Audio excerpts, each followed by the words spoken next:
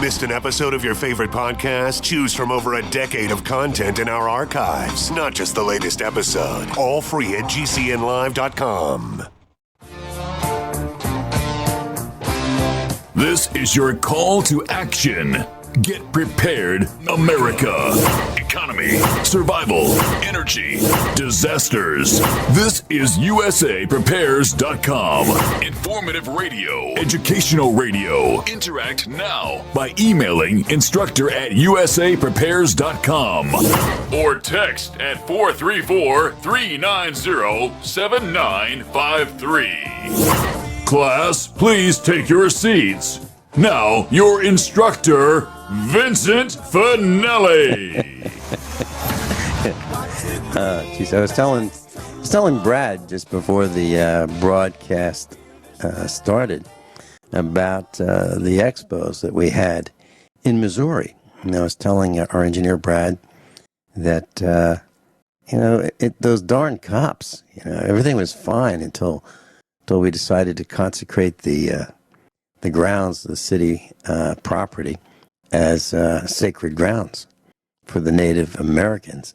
And the cops were frosted, and they decided they were going to show us who's boss, and you're not going to consecrate anything as sacred Native American grounds, and you're not going to keep the city employees out of the building. And so, yeah, if you could reconnect with Guineith, it'd be great. So the cops decided that they were going to show us who's boss. And so they sent the fire trucks and the lights and sirens, and they said, yeah, well, we had this light bulb that might have been out, and so we had to send a couple of fire trucks, and we sent them to the front door with the sirens wailing and the lights wailing. And the idea was they were gonna block the entrance to the facility, and they were gonna put on this display. The city was going to pull out all the stops to show us who really, really is in charge. And you know what? It's their loss. It's their loss. We had the biggest event they've ever had. People from 44 states, 6 countries. And, so what do they have now? They have little dog shows, and they have little flea markets. And good for them. Good for them. But they missed out on the Get Prepared Expo. We're just not going to do it in Lebanon, Missouri, unless they clean house, unless they fire, the top management of the city government, the city corporation of Lebanon, Missouri. Guineith Isaacs we're attempting to connect with her. We're having a little bit of difficulty. Is she back? Hey, Guineith, how are you? Thank you. I'm glad to be on air. Gosh, it's been an interesting time connecting tonight. Yep. How are you this evening or this morning? It depends, right? It depends on which side of the planet we're on. Yeah, Guineith Isaacs. Yeah, Guineith Isaacs is with us, and she is live in Australia. And I'm Vin Finelli, and we're here in Missouri, USA. Everyone all set? Cocked? Locked? Here we go. This is USAPrepares.com. We're delighted you're here, and we broadcast 2 hours from high atop the Missouri Ozark Mountains. If you'd like to call us, 866-582-9933. 866-582-9933. If you'd like to listen on the telephone listen line, up 24/7, 605-477-3249. 605-477-3249. Guineith, we were going to talk about a couple things today, and I would love to start, if it's okay with you, something that we did not discuss talking about, and that is a little bit of living off-grid. And as you know, that we've hooked up our battery bank, we're on solar, we are mostly off the grid, and, it's a life changer. It absolutely is a life changer, because you can't do everything that you want to do, because you just might not have the electricity that you might have previously had an almost unlimited supply of, right? So you have to pay attention to how much current you're using. You look at those lights. Do I really want to turn those lights on or not? Do I really want to use that appliance or not? Do I really want to turn on the computer or not? Maybe we could have, if I'm going to turn on the computer, maybe some others might want to use the computer right after me. So instead of on and off and on and off, let's turn it on for half an hour and then let's turn it off. We won't leave appliances running the way that many people might have done previously. They might have thought, electricity is relatively inexpensive. Let's just leave it on. Right? Doesn't it change your life? It absolutely does change your life. There's some things you just flat out can't use, or we can't use, because our solar system's not big enough. If our solar system was bigger, then we would certainly be able to run things like, for instance, refrigeration. And it's been years since we've had a fridge. You know, it changes your life. You find other ways of doing stuff. And I hear people saying sometimes, how on earth do you live without a fridge, for instance? We use powdered milk instead of fresh milk, and we use the cheese that's in the little slices with the plastic wrapped around them instead of fresh cheese, because those slices of cheese, you can unwrap them one at a time. They don't need refrigeration when you get them home. And, you know, and various other things as well. When we go to town, we buy butcher's meat. That gets eaten within the first few days after we come back. You know, so we don't have meat every day. Prior to that, probably I would have actually bought a beast and like a sheep, and then butchered it at home, and then frozen it. That's what I would have done. And we would have had meat probably most nights. You can't do that if you don't have a freezer unless you know how to pickle. And actually, I've gotten to this stage where I'm thinking to myself, well, you know, maybe it would be worth a chance of learning how to pickle meat. But that's sort of a bit of a Rubicon when you're talking about making corned meats, because if you do, you have to know what you're doing. If you do it wrong, then you can really, really hurt people. You know, you can get things like salmonella and botulism even more easily than you can by pickling vegetables. Okay, which is certainly something that I do from time to time. And we have jars of pickled, not many, but a few jars of pickled vegetables, which are memories of various zucchini and bean gluts over the time. You know what I mean? And you have a zucchini glut, you have a bean glut. You can't put them in the fridge, so you pickle them. And my pickling form of choice these days is a form of pickling called lactofermentation. So it's not salt pickling, and it's not vinegar pickling, and it's not sugar pickling. You actually pickle using cultures that were originally obtained, in my case, from goat's milk. And once you have the culture, you can use the culture from the old batch of pickled vegetables and a new batch of pickled vegetables. But they use the bacteria to pickle them that come from goat's milk, and they are just really hugely, hugely good for you and super probiotic. Yeah. That sounds great. It does change things. Do you have access to propane delivered? Like, for example, would you be able to buy a propane tank and have it filled from some company that sells propane and delivers it on a truck? Well, I probably could, but something that you have to consider when you are talking about propane and you have children. This has actually happened to me in the past, okay? Children and propane sometimes just really, really don't get on. They can, try to use the gas appliance. They can turn the gas on, go looking for the lighter, forget about it, find something else to do, as children are likely to do, and leave the gas running and gas the house out. And that is something that has actually happened to me in the past. So with children, and the older they get, the more responsible they get, the less chance there is of that happening. But if you have small children, there's certainly a very real danger of that happening. And when that happened to us, my children were like, I think about 2, 3, or 4 years old, and that really frightened me. It wasted a whole tank of propane. That's not the least of it. We could have been killed, you know. So that's something that you really, really have to consider if you're planning going off the grid and if you have small children, okay? And because you can't be there to watch them 24/7, especially if your children are inclined to be active, you know, and inclined to copy you, which all children are. All children will copy their parents. You can get special covers to put on top of your propane, propane knobs on your stove.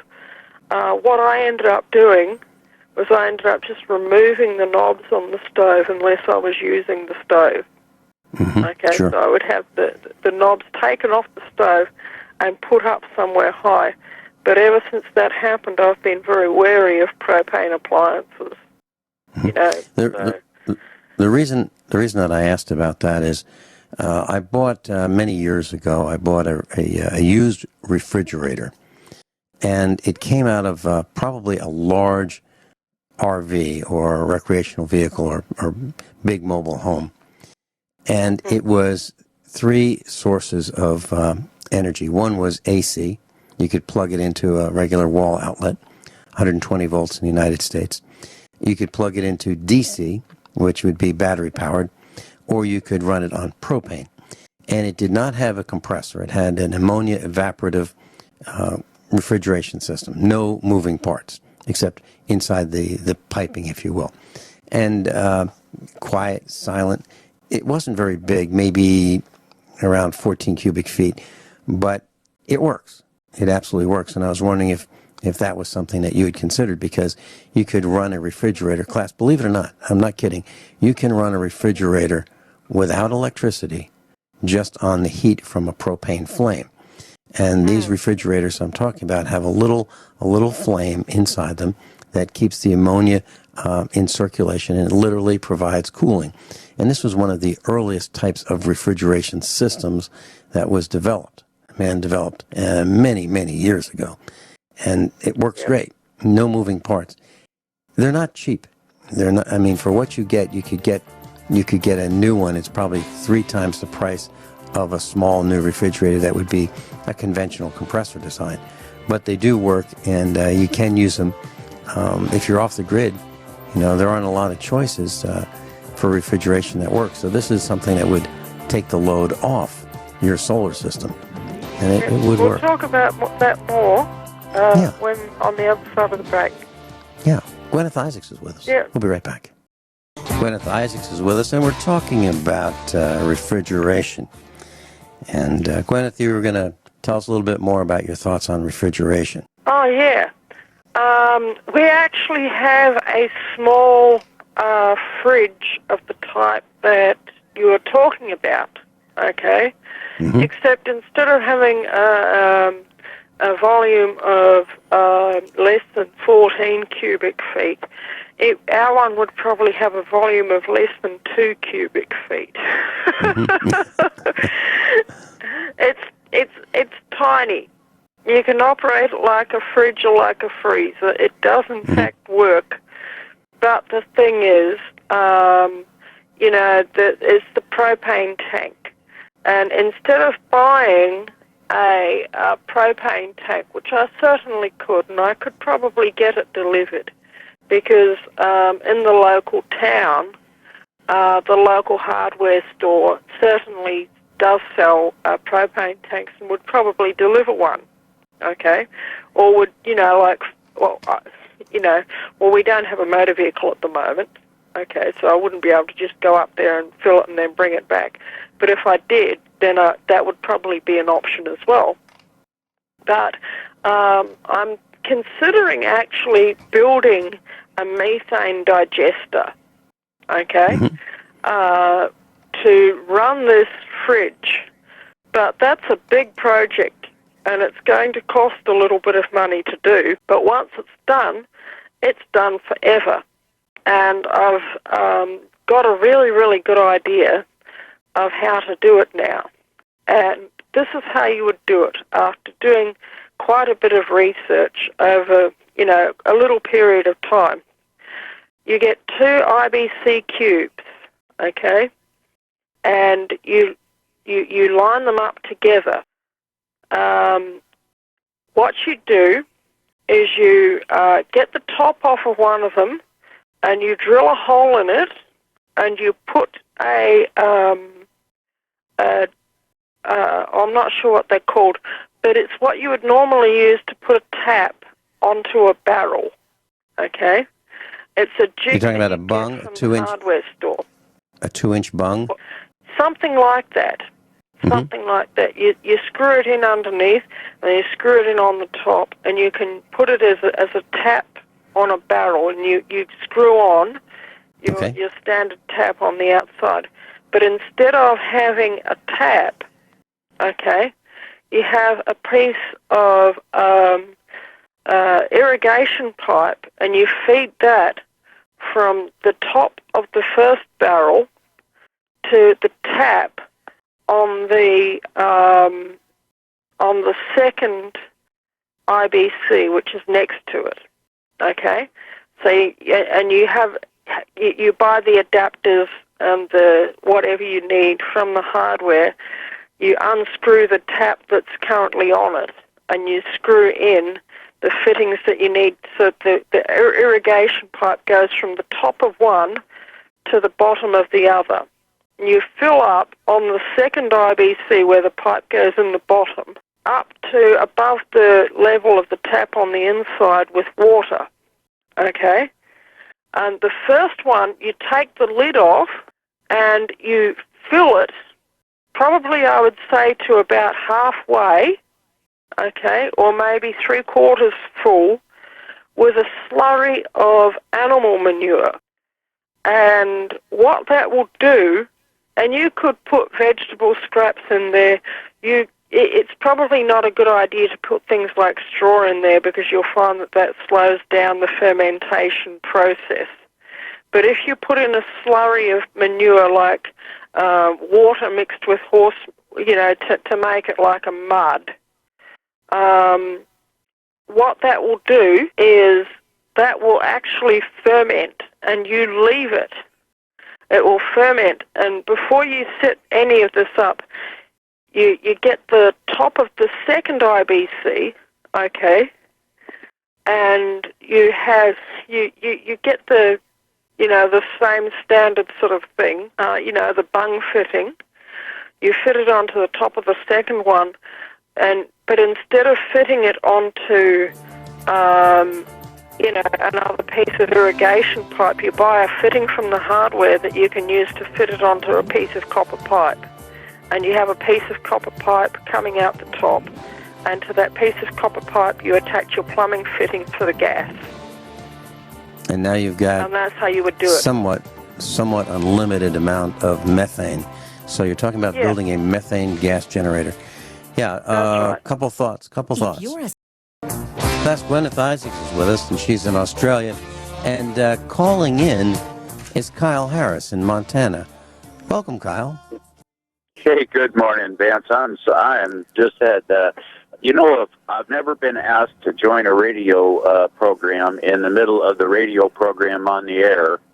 My wife was listening, but yesterday I had a friend, a young guy that would like to know something about carpentry, and I'm building a shed, and so he was able to help me in the mornings, and so before it got too hot out here, I missed it. I literally catch probably 98.5% of every one of your programs, but yesterday I missed it, and I was just going to call in because what you're talking about with refrigeration is really it's really an important thing to deal with before, or think about and consider deeply before you even think about trying to move off grid. Because if you have a wife that and mine's not one of them, by the way, but I just want to say, if you have a wife that is definitely going to want a regular refrigerator, you've got to think in terms of what is the most efficient electric refrigerator you can get, and also how can your system that you're putting in, is it powerful enough to be able to handle this thing running all night long with no sun, or on cloudy or snowy days or anything like that. So there's a whole lot to consider here. Most of these refrigerators that are electric will pull anywhere from it's called FLA, which is full load amps, and that they'll pull anywhere from 6 to 15 amps. And they'll pull 3 times that amount on startup just for a short period. I'm talking, maybe 3 seconds or something. But anyway, so anyway, that's just some things to consider. The methane thing is interesting. In India, I've read stories that in India they actually have a system that pipes methane throughout the whole city in some cities. But anyway, then there's Brown's gas, and there's all kinds of different ways to do things. But there's I just wanted to call you and tell you today. I'm sorry I missed that yesterday, because my wife told me it was a great program. Hey, I've got a question for you. Actually, I've got a couple questions. Okay, if you've got a couple minutes, and it's all germane to what you're talking. It's all germane to what you're talking about. So we're on with Rich Sheben yesterday, and he lives off the grid, as you know, in Montana, and we're talking about well pumps, and the deeper well pumps require 240 volts, sometimes called 220 AC. Well, he doesn't have a system that an off-grid system that generates 220 or 240. He has a 120 system. And I was telling him about a transformer, a 2-to-1 transformer that you can get, and I found one on eBay for less than $100 that will convert 120 to 240. Have you had any experience with using a 2-to-1 ratio AC transformer? Yes, I have, actually. Although they will work, if you do that, your pump will not last as long as a normal if you supply it, rather than just supplying it with a straight 240 volts. For some reason, they split the phase. There's a single phase that goes up for 120, and then they split the phase with this thing. But to the best of my recollection of having to deal, I've got a friend of mine actually who runs something similar to this. Anyway, he does end up replacing his well pump about every 5 to 6 years. Another way to go is they make well pumps that will practically take almost any voltage. A friend of mine has one of these, and he runs it off of solar. And this thing, with the slightest amount of sun, this thing will start pumping. Now, he has an underground cistern that is probably close to 1,500 gallons. And it's a huge, big rubber bladder kind of a thing.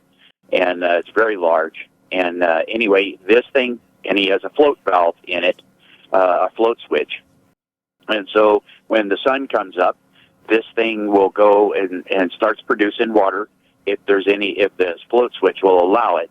And so the water runs into it, and then this big, huge rubber bladder provides somewhat pressure for his entire house. And his pump system just keeps it all full. And it works extremely well. That was one of the things that we're talking about.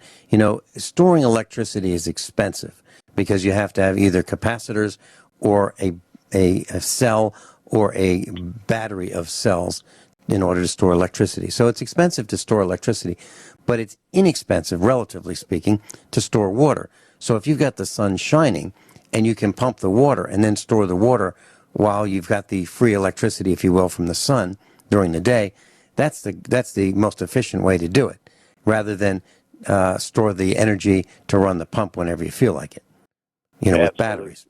Yep. And so Go ahead. No, please go ahead. That you can think about, that a person could think about, and I thought about this myself. You can buy those 80-gallon pressure tanks, right? 86-gallon pressure tanks. Yes. And they're about a little over like $340, somewhere in that area. I thought about putting, like 4 of them and hooking them up in parallel so that when your pump kicks on during the day, you fill all of them up, and then you're using, and your pressure would come off of all 4 of them simultaneously. And that would take you through the night easily, and even into maybe a couple of days. You know, obviously you're not going to get I don't think they hold a full 80 gallons, but probably about half. About half. But 100. If you had 4 of them, 160 gallons of water goes a long ways. I mean, unless you're feeding cows, because I've done that too. But that's a really good point. Now, I'll tell you what we did here at the farm. Now, we're doing a prototype. We haven't finished it yet, but it's on the idea of what Guineith was talking about. We have these IBC totes. In class, what they are is they're roughly 4 feet by 4 feet by 4 feet, roughly speaking. And they're these white kind of milk jug-colored plastic. They're pretty thick-walled plastic, and they have a steel cage around them. Literally, you could stack one on top of another, and they have a large opening in the top that has a screw cap, and they have a valve at the bottom to tap them. And all kinds of things come in, vegetable oil, insecticides. So you need to make sure that if you decide to get one of these, that you didn't get one with Roundup in it. Yeah, food grade. And then what I did, we got a couple of them, and they were about, I think, $75 to $100 each. And I drained them out. They had food material in them. Drained them out, filled them with water, partially, like 1/8 full with water, and put them in the back of a pickup truck. And I went for a ride, and sloshing around, kind of cleaned them out. And then I put the pickup truck on a hill, and I drained them out. And then I did it many, many times. And then added just a couple drops of dishwashing detergent, then rinsed that out. So now we have some clean IBC totes. And then I have them at a high point near the house. And I ran underground plumbing from where these tanks are. So what we can do is we have like a mini water tower with these IBC totes. Yep. Can fill them up. Yep. Can fill them up, and we'll have 600 gallons of water, one stacked on top of the other. And then, if we're going to run a generator or we're going to run solar, whatever we're going to do to run to get the electricity to pump the water into them, then it's done. And do that during the day, and that would be 600 gallons of water. So that's just a thought. Yeah. That's how we operate our off-grid system here for our water supply. That's the standard Australian system for running your water supply off the grid. Is you have a pressure tower, and this pressure tower, unlike the one that you would get for a whole town, the pressure tower might only be like 4 meters tall. Okay. So we're talking about a pressure tower that's maybe 16 feet tall. But you get a friend with a bobcat or a friend with a digger, and you wrap some rope or some chain around the top of the IBC so that it can be picked up, and you get the guy with the excavator to put the tank on top of the tower with the valve at the bottom facing the appropriate direction, and then you plumb it in. You plumb it into your house system. And it's a relatively easy project, but you do have to if you're going to do that, you need to get some trucker straps, and you need to wrap the trucker straps around the IBC, because if there's a high wind, and if the IBC is empty or almost empty, you could have a real problem, and it could be quite dangerous if there's anyone below. So, but you use the trucker straps to strap the IBC onto the header tower. But the only thing is that you'll have to be aware, you'll either have to cover it with some shade cloth, or you will have to paint it, because when these IBCs are left to stand in the sun, they do tend to decay. Okay? Right, and they'll turn kind of a brownish tan. So, what was that, sorry? And they'll turn kind of a brownish tan, from white to brownish tan. Also, you might have to worry about algae growing too, right, inside the tank. Well, yeah, but the thing is, we get algae growing inside our tank all the time, but it doesn't tend to be harmful. Okay. And it's not anaerobic because the water that we have going into the system is so pure. Okay? You will always get some algal growth, but that actually means that the water is not poisoned. Okay. If you get a certain amount of algal growth, it's a good biological indicator. Kyle, I've got a quick question for you when we come back. It's about wiring an electrical panel, double tapping. Do you have 2 minutes for us? Oh, of course, yeah. Okay. Double tapping on the common or neutral wires. We'll be right back. Kyle Harris is with us in Montana. Guineith Isaacs is with us in Australia. And I had a question for Kyle Harris, who is quite expert in the field of electricity. Kyle, we have a circuit, several circuit panels, but we'll call it the main panel, for example, right now. And it's connected to the grid, as most people have in our neck of the woods. And so we have it's 240 volts and 120. And we have got the red wire coming in from the utility. We've got the black wire coming in from the utility. Then we have the bare aluminum, the common. Now, my question revolves around double tapping. Now, when you add a sub panel to a main panel, there aren't a lot of places to tap in the sub panel service entrance cable. Let's say a 100 amp service entrance cable, which would be 2-gauge aluminum wire. Can you double tap, meaning can you, and meet code, put the aluminum wire from the sub panel into the same lug as the service entrance cable that comes from the utility?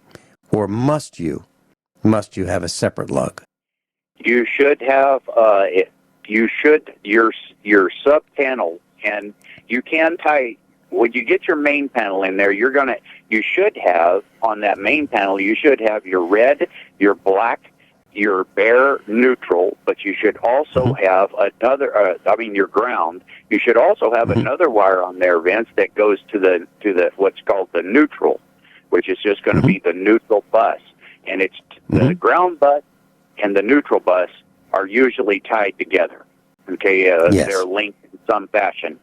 So you should have that in your main panel. But I think it's been a while since I've done it. But I think if you have a sub panel, especially if your sub panel is going to be handling your solar power coming in, or anything from that, or going out from the panel to your appliances, you're going to have a separate ground rod or two. I think they're requiring two now, about 6 feet apart, that would run from those two ground rods into your sub panel. And then if you had another sub panel that was going to come off of that one, you could say it was going to be used mostly, for your solar, supplying power to the extra stuff in your house, off of more than one sub panel. You can still you can tie those together. Now with my system. Good. Okay. Well, in my system, what I did is I created I brought the regular power from the grid into a panel that I put downstairs, and then I tied. The only thing coming in from the grid is there. It's running on 100 amp breaker, and that breaker is on what's called a rocker switch with my grid, non-grid power, my solar power. That's coming from my inverter. It's 240 volts to that extra one. So in other words, I cannot have both of them on at the same time because of this rocker switch. And so mine, because I'm using it that way, I have my solar grid panel tied to the ground that's in the main panel. And I did it that way so that because I'm either on grid or I'm completely off grid, but ground is ground. If you follow very that. very good point. I explained it very well. And I think that's identical to the way that I did it. But what I'm talking about is double tapping. So can you put the aluminum wires, 2 of them, from the service entrance type cables, those heavy cables, in the same lug? Can you do that if you don't have enough lugs? Oh, yeah. Oh, I'm sorry. I misunderstood you. Yes, you can do that. You just have to make sure that they will have a tendency to loosen up easier. So make sure you have some no-on underneath it, and that as long as you can put about 3 or 4 threads on it, you'll be fine. Great. Hey, Kyle, thanks so much. Is there anything else you want to say with us? I'll call back in a little bit, Vince. I did have something on the water. Great. Hey, thanks so much. Guineith and I will be right back. Kyle's going to call in. Everyone all set? Cocked? Locked? Hour number 2 of USAPrepares.com. Guineith Isaacs is with us. Guineith, I'd just like to share for a couple, maybe a minute, about double tapping. And this is about circuit panels, and I want to make sure that we cover this pretty clearly. Double tapping, class, is if you have a circuit panel, like a breaker panel in your home, and it could be off-grid, or it could be on-grid. It doesn't matter. Double tapping is when two wires are put under the same screw hole. Now, that can be 2 wires under the screw of a circuit breaker. It could be 2 wires put in the neutral bus bar, or it could be 2 wires put under the screw of the ground bus bar. Now, some are allowed, some are not allowed.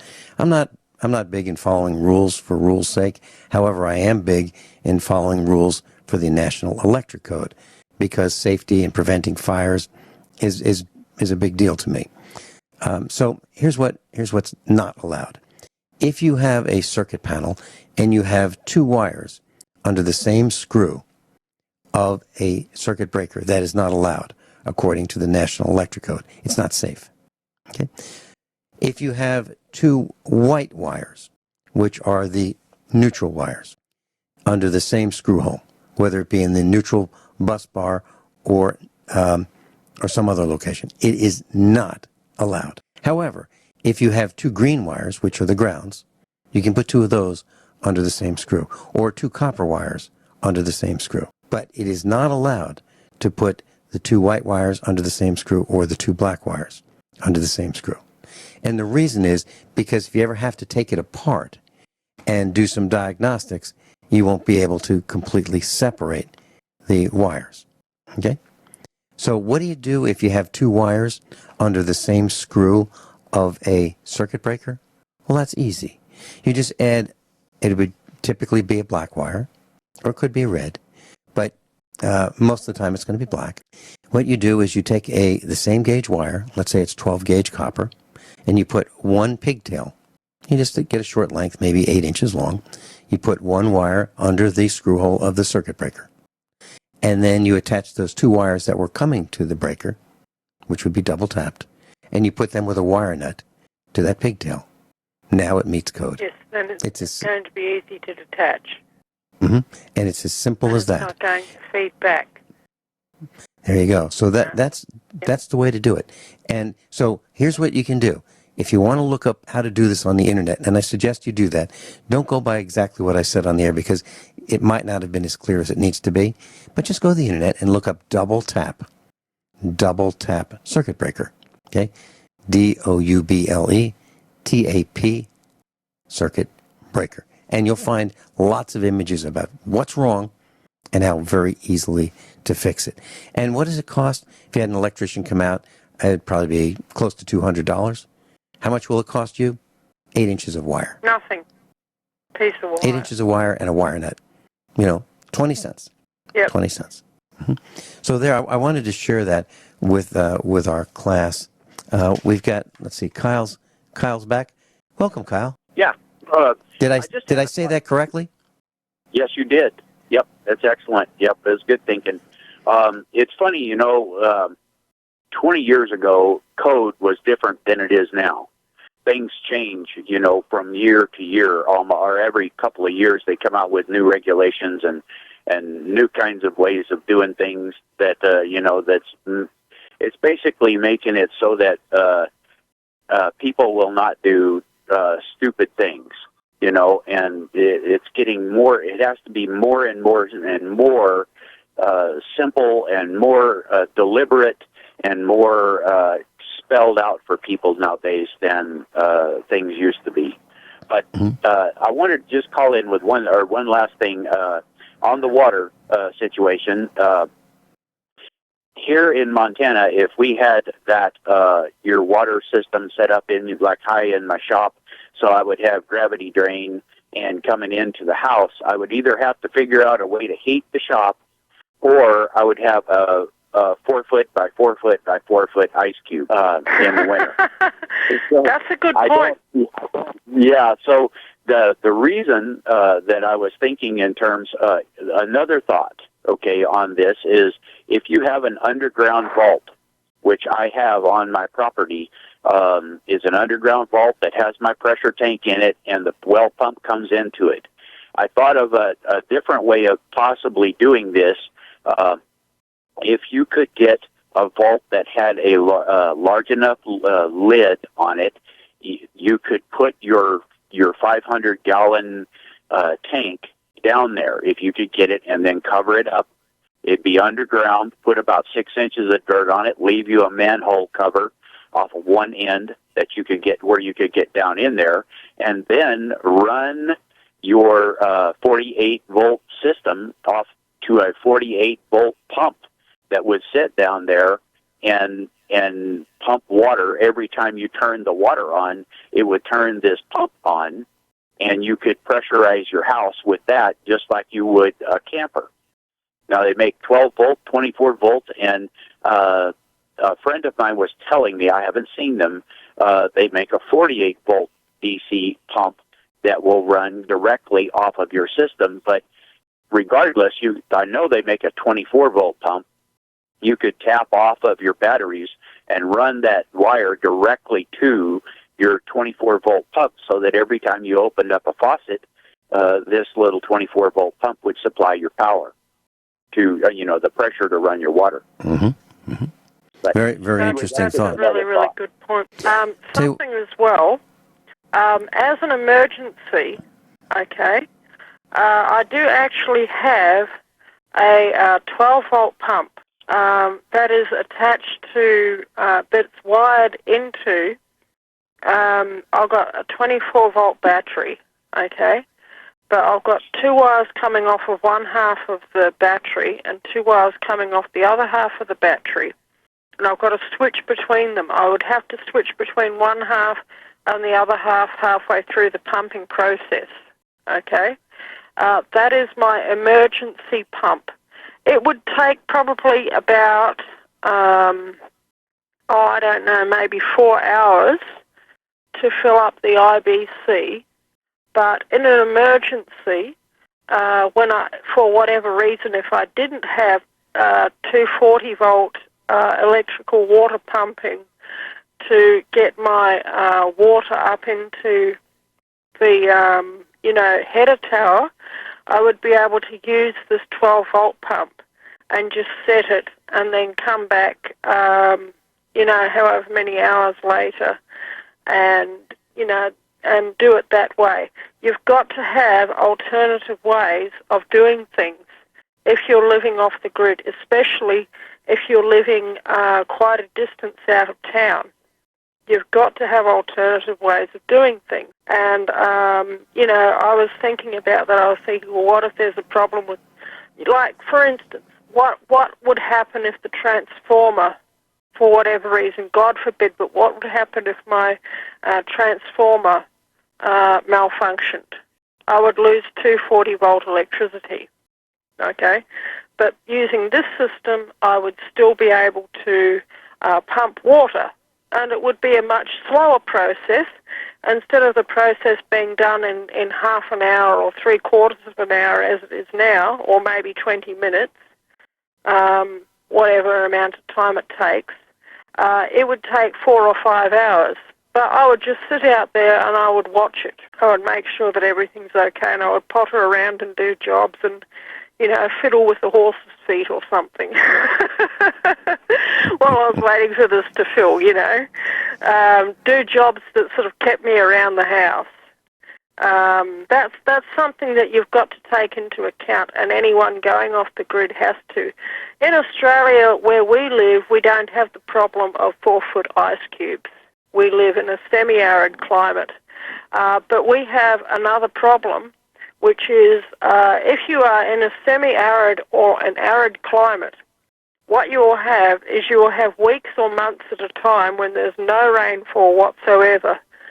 You have to have a lot of water storage, okay? In our case, we would go through 1 IBC cube of water a week for our household, which is 1,000 litres domestic.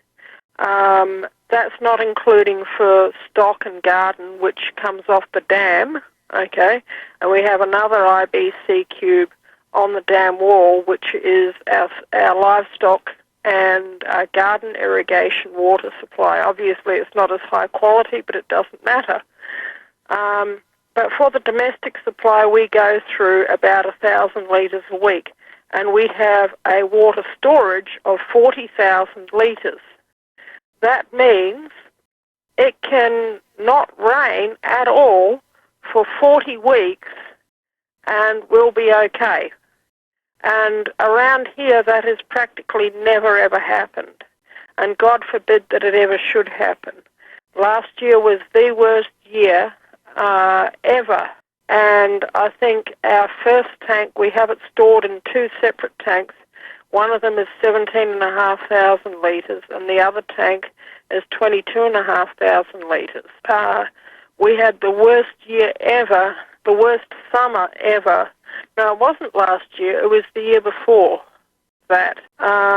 We got something like 150 or 200 millimetres of rain, and I think we got down to, the first tank was 2/3 empty, and we still had about 1/3. And when we were getting down to the third, the second tank was completely full, and I said, well, gosh, I hope it would be nice if it rained soon, then we wouldn't have to tap into the second tank. But you've got to take that into account if you are going off the grid, especially if you are in an arid or a semi-arid environment where you might conceivably go 5 months without any rain whatsoever, 5 or 6 months. We'll be right back. Something to consider. We'll be right back. We're talking about water that USA prepares today and how important it is. In class, it's as simple as this. 3 days without water and we die. It's as simple as that. And if you look at where people live, you'll see that all over the world, people live near water. Why is that? Because they know that they'll die if they don't have water.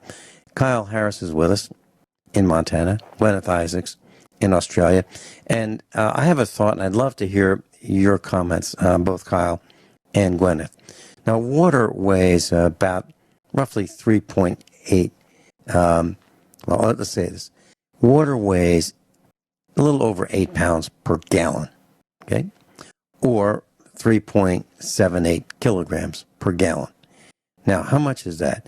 Well, if you have an IBC tote that holds about 300 gallons of water, you're looking at 2,500 pounds just for the water without the tote. I was going to say it weighs about a ton when it's full, a metric ton. That's right. So if you want to stick this thing up in the air, you've got to have a pretty substantial structure to hold it. And as Guineith said, trucker straps, those are those 2-inch wide web straps that have a ratchet on them to keep this thing from, blowing in the wind or blowing over. Well, let me share with you some of my thoughts. I'd love to hear your comments. Many of us do not have the ability to build a tower outside. And if we did in the winter, the water would freeze in the cube. But we may have a garage, and we may have a basement, and we may have a path to get a piece of pipe from the garage to the basement. So if you got 2 of these IBC totes, and you stacked one on top of the other, the bottom one would support the top one. Now you've got the top one about 4 feet up in the air. Now, if you have a basement, your basement is probably has somewhere around an 8-foot ceiling. So now you have another 8 feet. So you've got 4 feet plus the 8 feet down to the basement. Now you've got 12 feet. Guineith, is that enough height to get gravity to flow a sufficient amount of water? Meaning a 3/4 of an inch pipe with 12 feet of height. Will that flow enough water to fill a bathtub? You'll have, you can't operate your whole house pressure from water in the basement. You have to have it higher than, the highest point in your piping system by probably around about, oh gosh, I'm just thinking on my answer. You would probably need it about at least 12 to 16 feet higher than the highest point on your piping system in your house. That's what I'm saying. Okay. Now, I'm in total agreement with you. And here's what I'm saying. Now, that doesn't mean that if you have one tote stacked 4 feet on top of another tote that you're going to be able to have water in your kitchen, for example. But the basement is lower. So if you had, at a low point in the basement, a sink with a drain, maybe a bathtub, you might have enough pressure to... You'd be able to have water in your basement. Right, that's what I'm talking about. Just in the basement for emergencies. And that was our plan, to have the ability, if we wanted to take a small bath in a bathtub in the basement, if we wanted to cook in the basement, have a kitchenette in the basement, we could do that. And it's all done with these totes just in the garage, for example. And why in the garage? Well, because the garage is probably warmer in the winter than outside. It's protected from the sun from outside. And you can also secure your water system from anyone who might want to contaminate it if it's inside the garage. So those were our thoughts. Kyle, your thoughts? Well, if it was me, Vince, I wouldn't come out of that tote with a 3/4 inch hose. You could do it, but it's going to be really slow. If there's a 2-inch opening there, and you can come out with a 2-inch opening and then neck it down, you'll increase your pressure, and I think you'll be happier with it, on the long term. The other thought that she brought up last segment that kind of inadvertently is that, having 2 or 3 ways to be able to pump water is incredibly important. You can buy a small little 1,000-watt generator that's got a 12-volt tap on it that you can run a 12-volt pump. So having ways to be able to pump water other than just one, is always a great idea. Guineith brought that up. It's just you want backups. The old adage: 2 is 1 and 1 is none. Good point. Kyle, do you have a couple more minutes, or do you have to go? No, I can stay for a little while longer. Great. Explain the situation. We had 16 solar panels on the barn roof, and I was only using 15 of them, 3 in each string, to get the voltage we wanted. So had 5 strings of 3 panels in the string, had 1 panel left over, and it just bothered me. And I mentioned this on the air that I decided to hook that up to a solar charge controller that I bought very inexpensively on eBay, less than $20. You can probably get them for $15 right now. They've come down in price. And so what I did was I hooked up some battery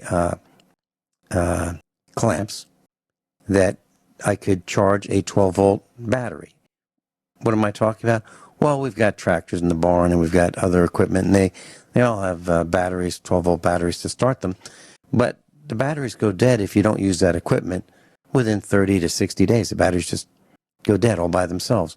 And it was a nuisance. So hooking up chargers on extension cords and carrying them from vehicle to vehicle or piece of equipment or tractor to tractor and so forth.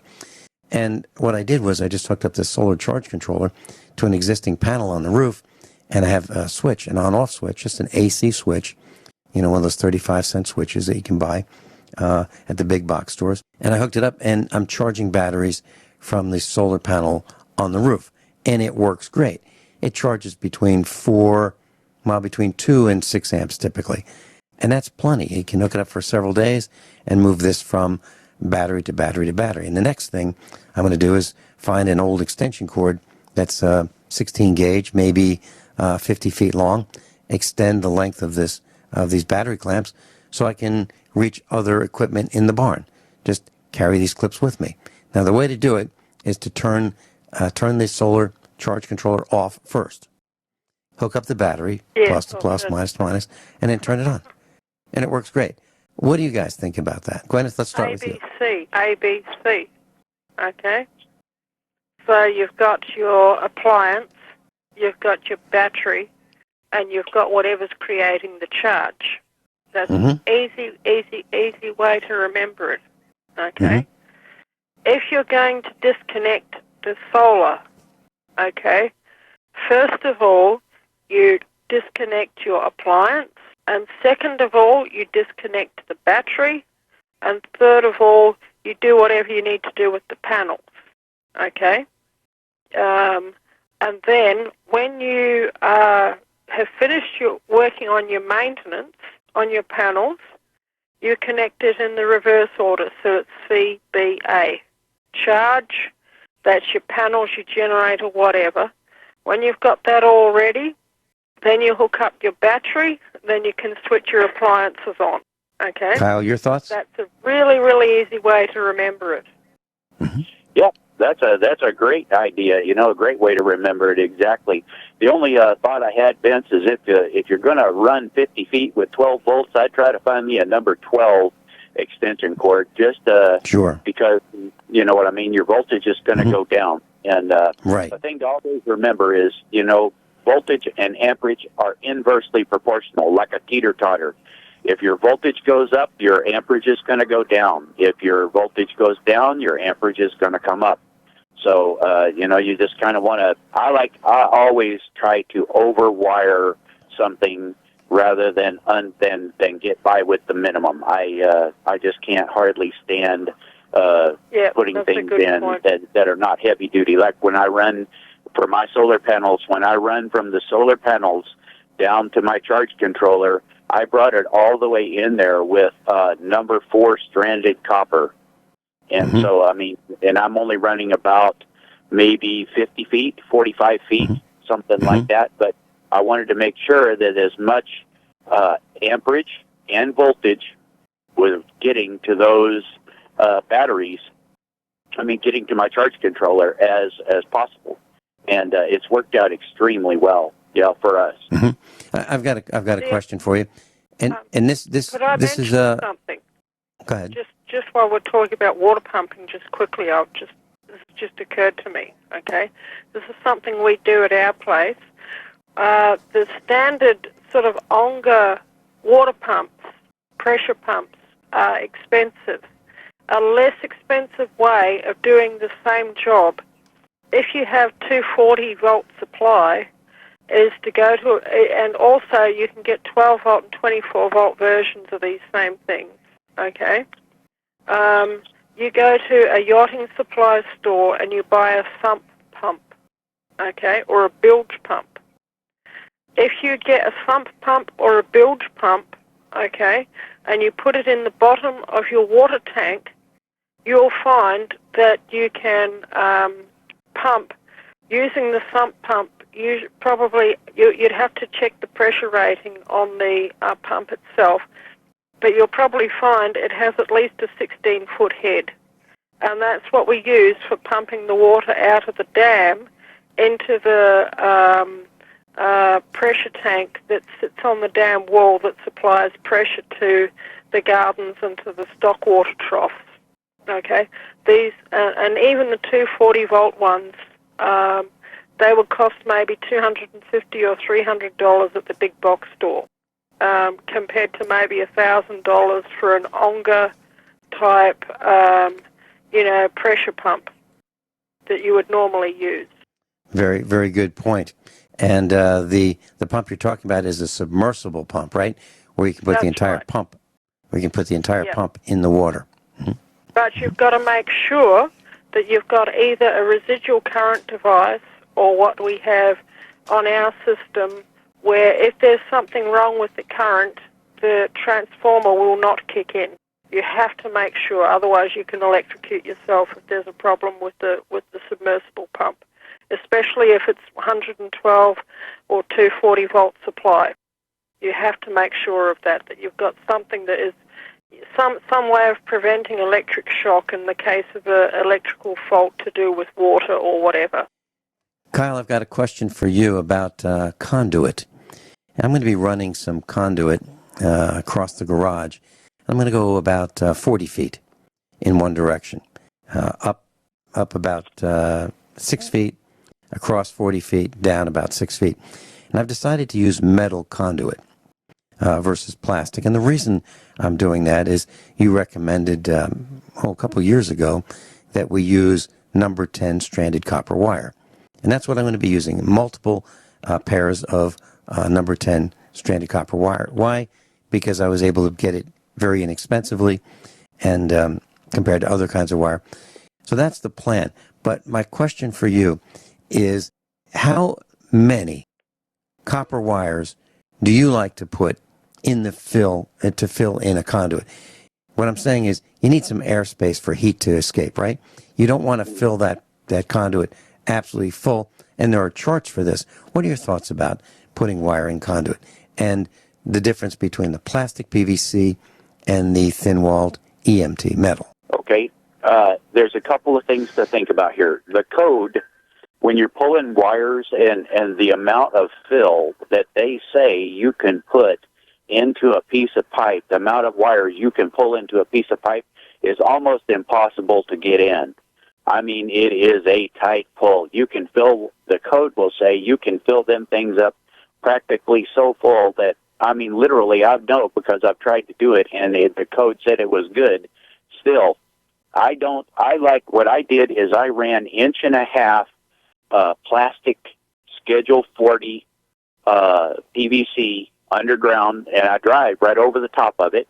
It's 18 inches deep, and I have, I use that number 4. I have one set of number 4 wires going in that, and you have to think of two things. One, what's the ease?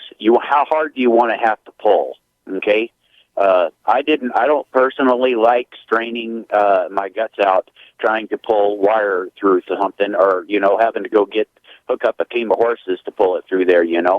So sure, like I said, I pull in 4 wires, number 4 wires into this 1.5 inch pipe because I don't like having to fight it. If you're going to be pulling 15 or approximately 30 wires, are you not through that? I'm thinking about 4 pairs of number 10, so 8 wires. Okay, and that's a tough fit. It's really tough, as you said. So I'm thinking I'm probably going to use 1 inch. Yeah, that's going to be a tight fit. If you could go to 1.25 inches or 1.5 inches, you would be a lot happier with it.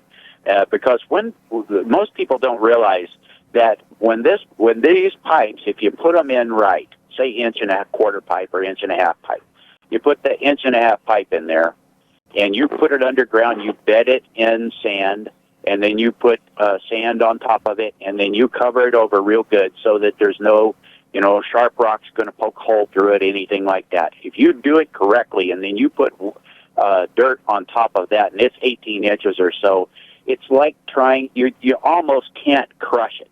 I mean, you could probably run one of your 40,000-pound tractors over it, when it's freshly done, and maybe you would compress it enough to do that. But I can't. I've never seen.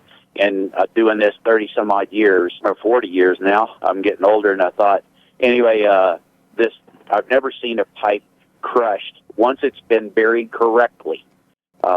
We dug up one time that blew, it had just wore through, but from expansion, but it had been in the ground for 20-some-odd years, and literally they had 18-wheelers driving across this lot for this thing for years, like 20-some-odd years, and even then the pipe was fine.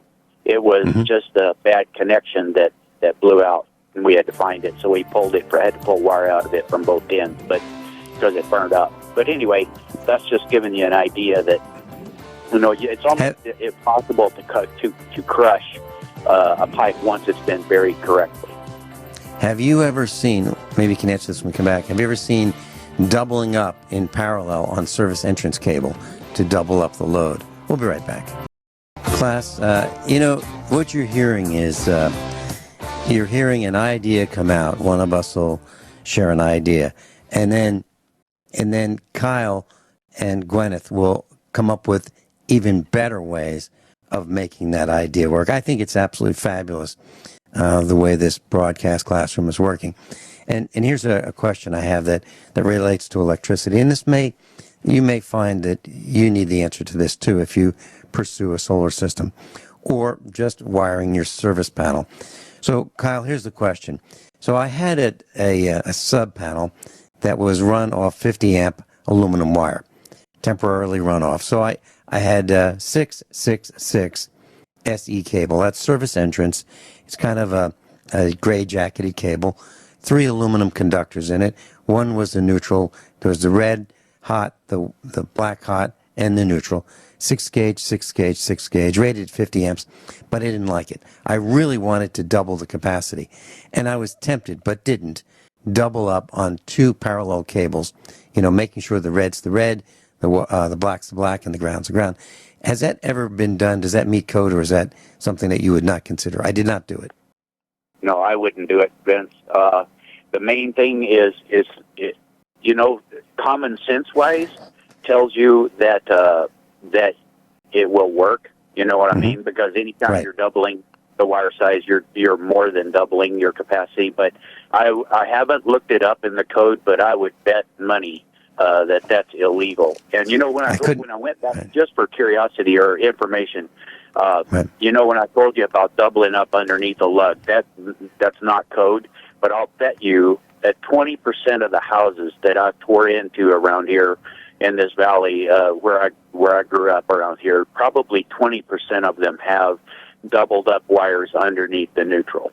It's just that's why I kind of figured that because it didn't used to be against the code, I would bet money on it. But anyway, I was just mistaken with that one. But anyway, you do want to follow code. I would not run that.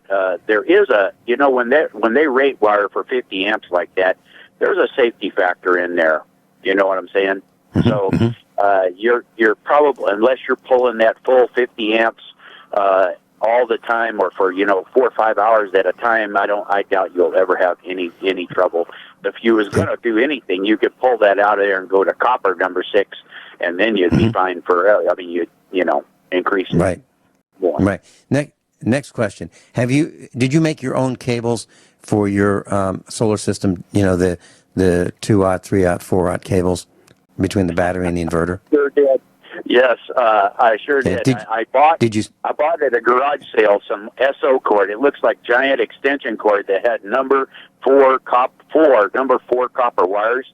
I bought it at a garage sale, and I stripped it out, and I took all those wires out of there, and that's what I used, because I bought almost 100 feet of it. This is extremely expensive stuff, but I bought almost 100 feet of that for $20. Wow. That's 10%. Wow, that's good. Now, did you solder the lugs on the end using like a liquid flux, a no-clean flux, or did you just crimp it? Actually, yes, I crimped it for mine. I just crimped it down there with some a product that I like to use for putting electrical connections together, and it's called No-Ox, and it stands for no oxidation. It looks like kind of a green grease. But anyway, I used that on there and then clamped it down tight and made sure, I really clamped it down tight. I make it to the point where, it's crushed. Right. Okay. Guineith, how about you? Did you make any of your cables? I did all the wiring on my solar power because I couldn't get anybody to do it for me. Because we live 20 kilometres out of town. I got an electrician in who wired on-grid solar power systems together, but he said, I've got no experience with off-grid systems, and the way that the insurance the tradesman's insurance is set up here, he wasn't happy to work on off-grid systems when he, quote, didn't have the ticket. But he could more or less tell me what to do, and I did it. So he obviously knew what to do, but he didn't have the ticket, and it would have messed with his insurance if the remote chance anything had gone wrong. I think that's the end of the show, isn't it? It is. Guineith, thank you so much for being with us, spending 2 hours. Kyle, thank you. Kyle, thank you so much. Week, Kyle, won't you? You too. We'll see you next week.